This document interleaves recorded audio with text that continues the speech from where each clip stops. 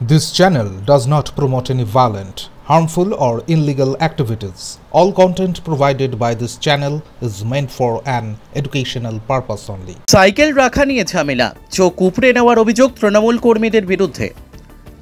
Cycle রাখাকে কেন্দ্র করে গন্ডগোল চরমে।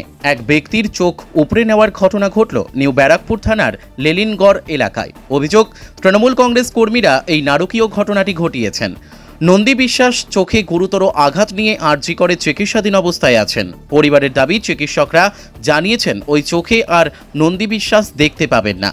সোমবার সন্ধ্যায় বাড়ির গলিতে ঢোকার মুখে সাইকেল রাখা ছিল, তাই নিয়ে প্রতিবাদ করতে গেলে স্থানীয় তৃণমূল কংগ্রেস পার্টি অফিসের থেকে বেরিয়ে এসে বেশ কয়েকজন নন্দী বিশ্বাসকে মারধর করে, তার চোখে গুরুতরভাবে আঘাত করে। গোটা ঘটনা ঘটেছে বিলকান্দা 2 নম্বরের পঞ্চায়েত প্রধান দীপা পাইকের সামনে, যদিও তিনি বিষয়টি অস্বীকার করেছেন।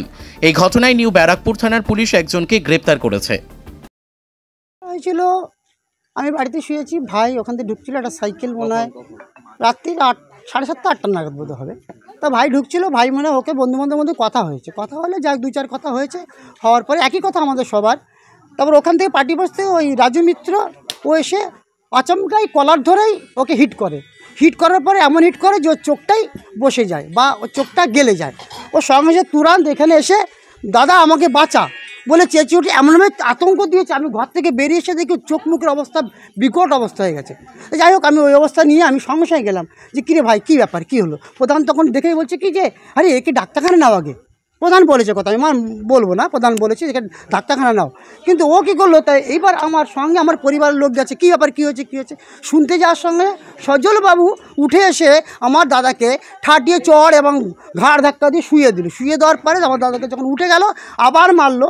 রাজু মিত্র ঘুরে এসে আমার দাদাকে মুখে মারলো এবং আমার ভাই ছিল, ছোটো ভাই, যার চোখ উঠে সে গেছিলো, তাকে জড়িয়ে ধরে ঠেসে ধরেছিল পোল্টে হালদার বোধহয়, পোল্টে হালদার কলা ধরে চাপিয়ে ধরেছে। সঙ্গে সঙ্গে বাস খুঁজতে যায়, আমার ভাই ঠেকাতে আমার সেজে ভাইকে মারে বাসের বাড়ি।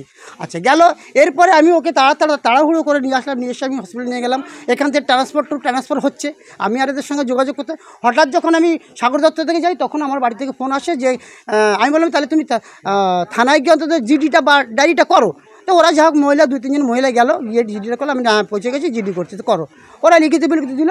হঠাৎ বেশ আমি শুনলাম, যেটা আমি দেখিনি, আমি ওখান থেকে ফোনে পাচ্ছি সব কিছু, অনেক লোকজন এসে বাড়িতে হেডিং করা শুরু হয়ে গেলো, কেস তোল নাইলে কিন্তু 1 লাইন তো ধরে জ্বালিয়ে দেবো, পুরো ঘর বাড়ি পুড়িয়ে দেবো, কোনো কথা হবে না, হয় কেস তোল নাহলে জ্বালিয়ে পুড়িয়ে দেবো, আমার নামে কেস তুলতে হবে, আর নইলে তোদের দেখে নেব সব কটাই। যাক, এই ধরনের কথাবার্তা রয়েছে ফোনে আমাকে বলার পর এটা নেতৃত্ব করা সজল দাসের নেতৃত্ব করা হয়েছে।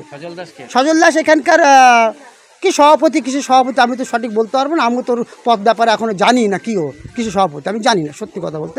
যাই হোক, হ্যাঁ তৃণমূল নেতা হোক।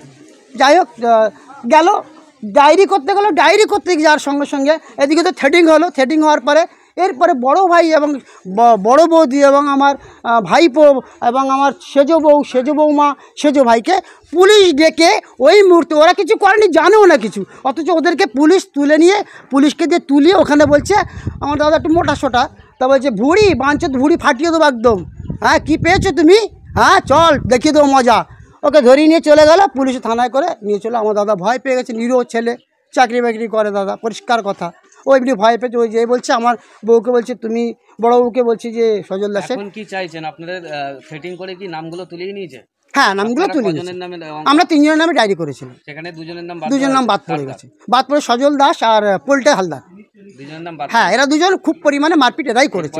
একজনের নামে যখন কমপ্লেন করা হয়, হ্যাঁ সেই সময় কি একজনকে গ্রেফতার করেছে? হ্যাঁ গ্রেফতার শুনেছি, করেছে, আমি দেখি না। আমার বউ বলছে ওকে বসে যতক্ষণ বসিয়ে রেখেছিল ওরা, যতক্ষণ ছিল, এরপরে কি হয়েছে জানি না, চলে আসছে না আছে জানি না। কি চাইছেন আরো ওই 2 জনের নামে কমপ্লেন করতে? অবশ্যই, যখন অন্যায় করেছে অবশ্যই কমপ্লেন, কেন হবে না, তারা তো অন্যায় করেছে। এটা পুলিশ নিচ্ছে না কমপ্লেন? হ্যাঁ কমপ্লেন, না পুলিশ নিচ্ছে না। পুলিশ একটুখানি আমার বাড়ি থেকে অন্যায় ন্যায় নেই তার কথা মতো যদি পুলিশ তুলে নিয়ে যায়, তাহলে পুলিশ কী হতে পারে দেখুন, এবার বুঝুন কি হতে পারে পুলিশ।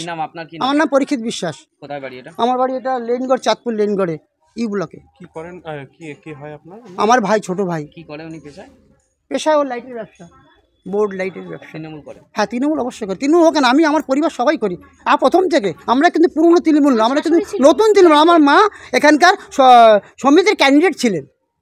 আপনার নামটা? আমার নাম পরীক্ষিত বিশ্বাস।